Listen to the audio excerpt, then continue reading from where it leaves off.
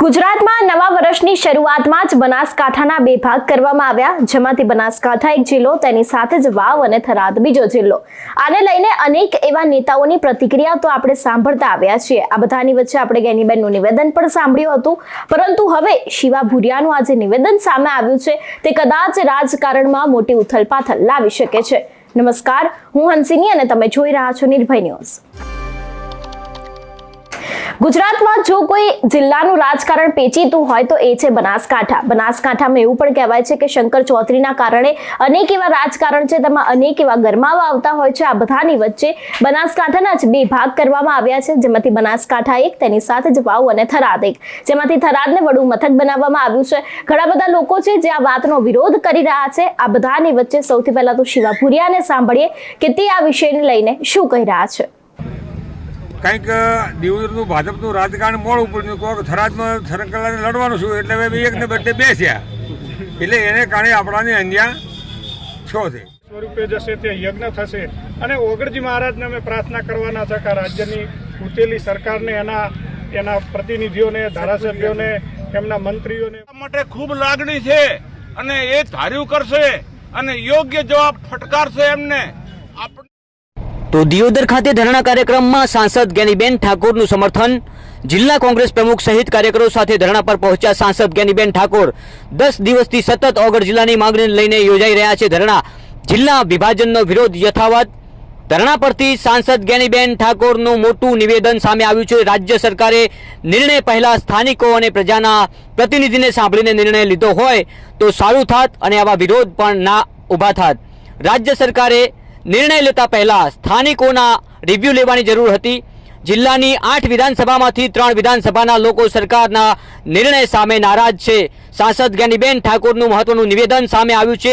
દિયોદરમાં ભાજપનું રાજકારણ મોડું પડ્યું છે એટલે આપણને ન્યાય નથી મળ્યો. પૂર્વ ધારાસભ્ય શિવાભાઈ ભુરિયાનું આ મહત્વનું નિવેદન સામે આવ્યું છે. આજે સાંસદ ગેનીબેન ઠાકોર દિયોદર ખાતે બેઠેલા ઓગળ જિલ્લા સમિતિના ધરણા કાર્યક્રમમાં ગેનીબેન ઠાકોર પહોંચ્યા છે. ગેનીબેન ઠાકોરને આવેદનપત્ર આપી રજૂઆત કરવામાં આવી છે. ઓગળ જિલ્લા સમિતિના સભ્યો સાથે સ્થાનિક આગેવાનો પણ ત્યાં ઉપસ્થિત રહ્યા હતા. આપ જોઈ રહ્યા છો ગેનીબેન ઠાકોર પહોંચ્યા છે ધરણા પ્રદર્શન, જ્યાં ઓગળ જિલ્લાની માગણીને લઈને આ ધરણા પ્રદર્શનનું આયોજન થયું છે. અમારા પ્રતિનિધિઓ તો હંતાઈને બેઠા છે, પણ તમે અમારી મુલાકાત લીધી, અમારી માગણી અમારી મીડિયા સમક્ષ પણ વિનંતી છે કે આપ જ્યારે સંસદ સભ્ય હો ત્યારે આપના માટે તમામ તાલુકા સરખા હોય છે. આપ કોઈ વ્યક્તિગત કોઈનો વિરોધ ન કરી શકો ને અમે એવી અપેક્ષા પણ નથી રાખતા. પરંતુ અમારી માગણી એવી છે કે થરાદ જિલ્લો, વાવ જિલ્લો જે બનાવ્યો છે એનાથી ઓગળ જિલ્લા સંકલન સમિતિને કોઈ વિરોધ નથી. અમારી માગણી એવી છે કે ભાઈ થરાદ વાવ જિલ્લો પણ બનાવો અને ઓગળ જિલ્લાને માનો ભીરડી તાલુકો પણ બેન બનાવી શકાય, એક મોટો તાલુકો બનાવી. થરાદ કાંકરેજના પણ 2 તાલુકા બને, કોકરેજ પણ રહેવા તૈયાર છે, દિયોદર થાય, ભીરડી થાય, તો એ રીતે ઓગળ જિલ્લો બને એવી અમારી અહીંના ઓગળ જિલ્લા સંકલન સમિતિની માગણી છે.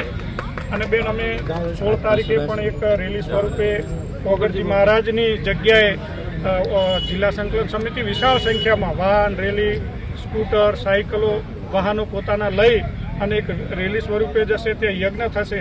અને ઓગળજી મહારાજને અમે પ્રાર્થના કરવાના છે કે રાજ્યની ઉતેલી સરકારને એના પ્રતિનિધિઓને, ધારાસભ્યોને, એમના મંત્રીઓને, મુખ્યમંત્રીશ્રીને સદબુદ્ધિ મળે કે અમને ઓગળ જિલ્લો ફાળવવામાં આવે એવી અમારી માગણી છે.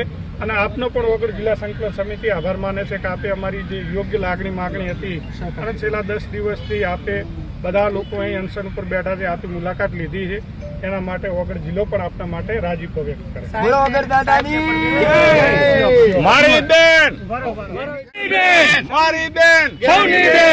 મને પ્રતીતિ છે કે મારી બેન હાજર આવી અને આપણા દુઃખમાં ભાગ લેશે અને તમને બતાવી દેશે સાહેબ આ બેન શું છે.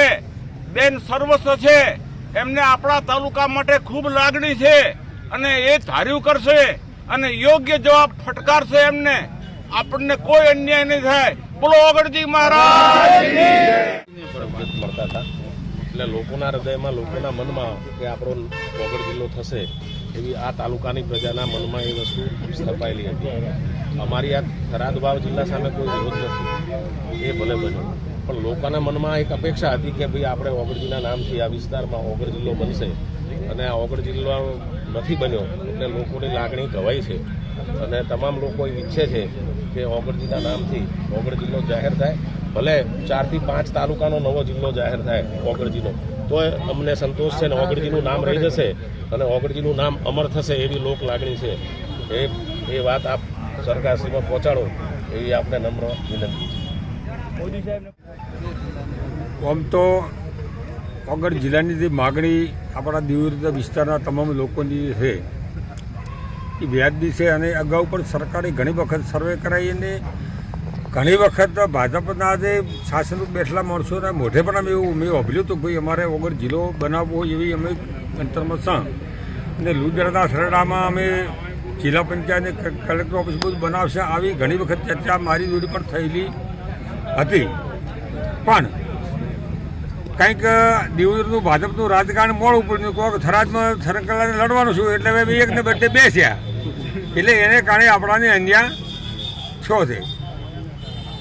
પણ આપણે જે અત્યારે જે વાતને લઈને નીકળ્યા છે એમાં આપણા એક તાલુકાને કારણે કોઈ દડો પરિણામ આવે નહીં. એનું કારણ છે કે બાજુના તાલુકા તો કદાચ રાડ ઉપાડે કે ભાઈ અમારે થરાદમાં નથી એવું દિવદરમાં જ રહેવું છે અને દિવદરને બનાવવું, તો એના કરતાં આપણને વધારે ફાયદો થાય. કારણ કે એક તાલુકો તો સરકાર સમજે છે કે તું દિવદરને બનાવે તો થરાદ ઉપર શું બેસવાનું છે, થરાદને બનાવો તો દિવદર ઉપર શું બેસવાનું, એટલે આ એના કરતાં 2 જિલ્લા તું બનાવે. ધારો કે તો પણ રા તાલુકો બનાવવાની તળાવ તાલુકો બનાવવાની તો હાલ વાતું ચાલે છે. કદાચ એ 2 તાલુકા થાય કોઈને મોટો તાલુકો છે કદાચ 2 ભાગ પડે 2 તાલુકા થાય તો 4-5 તાલુકા ભીલડી પણ તાલુકો થઈ છે એવી પોઝિશન છે. આના 2-4 મહિના પહેલાં પણ એવી ચર્ચા હતી કોઈ ભીલડી તાલુકો બનાવો. આ બધું કરી અને 2 જિલ્લા તો બનાસકાંઠાની 2 ને બદલે 3 જિલ્લા બનાવી નાખે તો એનો લાભ દિવસથી પૂરેપૂરો મળે. અને આપણા ઓગળજી બાપાને બધા કરવા પ્રાર્થના કે આ ભાજપાને સદ બુદ્ધિ આલે અને આપણને 3નો જિલ્લો બનાવી પ્રાર્થના. શિવા ભુરિયાના નિવેદનથી એવું લાગી રહ્યું છે કે કદાચ ગુજરાતના જે ભાજપનું રાજકારણ છે તે પણ ગરમાઈ શકે છે. કારણ કે આની પહેલા પણ ગેનીબેન ઠાકોરે આ જ વિષયને લઈને ભાજપ સરકારને આડે હાથે લીધા હતા. એટલું જ નહીં, ઘણા બધા ભાજપના નેતાઓ છે જે આ નિર્ણયને સ્વીકારે છે અને ઘણા બધા નેતાઓ છે જે આ નિર્ણયને આવકારતા નથી. આપણે આની પહેલા સ્વરૂપજી ઠાકોરનો પણ એક પત્ર જોયો હતો જેમાં અનેક એવી રજૂઆતો કરવામાં આવી હતી. પાટણના ધારાસભ્ય છે તે પણ મેદાને આવ્યા હતા, તેમને પણ કાંકરેજને લઈને અનેક એવી રજૂઆતો કરી હતી. અને આ બધાની વચ્ચે અત્યારે હાલ ધાનેરાને લઈને પણ અનેક એવા વિવાદો ચાલી રહ્યા છે, કાંકરેજને લઈને પણ વિવાદો ચાલી રહ્યા છે, ઓગળને જિલ્લો બનાવવામાં આવે તેને લઈને પણ અત્યારે હાલ વિવાદો ચાલી રહ્યા છે. ઘણા બધા લોકોનું એવું માનવું છે કે બનાસકાંઠા જે એક જિલ્લો છે તેને એક જ રાખવામાં આવે, તેના 2 ભાગ કરવાની કોઈ જ જરૂર નથી. આ બધાની વચ્ચે હવે આગામી દિવસોમાં બનાસકાંઠા જિલ્લા પંચાયતની ચૂંટણી આવી રહી છે એટલે કદાચ ભાજપમાં ભડકો થવાની પણ આશંકા છે. કારણ કે અત્યાર સુધી એવું સામે આવ્યું છે કે બનાસકાંઠાનું રાજકારણ છે તે ખૂબ જ પેચીતું છે, ગમે તે સમયે કંઈ પણ થઈ શકે છે. આ બધાની વચ્ચે ભાજપ દ્વારા તેના 2 ભાગ કરવામાં આવ્યા છે. ગુજરાત સરકારનો આ જે વર્ષનો નિર્ણય છે તે લેવામાં આવ્યો છે, તેમાં 2 ભાગ તો કરી દેવામાં આવ્યા છે, પરંતુ હવે ત્યાંના જે નેતાઓ છે તે ક્યાંક ને ક્યાંક નારાજ થતા હોય તેવું સામે આવ્યું છે. આ બધાની વચ્ચે આપણે શિવાભાઈ ભુરિયાને સાંભળ્યા, તેમને પણ કહ્યું કે આ જે નિર્ણય છે તે ખૂબ જ અયોગ્ય છે. જે પ્રમાણે ઓગળ જિલ્લાની વાત કરી હોય કે પછી આ નિર્ણયને લઈને વાત કરી હોય તે ખૂબ જ અત્યારે હાલ લોકોમાં ચર્ચાનો એક વિષય બની છે. તમારું શું માનવું છે આ વિષયને લઈને અમને કમેન્ટ કરીને ચોક્કસથી જણાવજો. તેની સાથે જ અમારી ચેનલ નિર્ભય ન્યૂઝને લાઇક, શેર અને સબસ્ક્રાઇબ કરવાનું ભૂલશો નહીં. નમસ્કાર.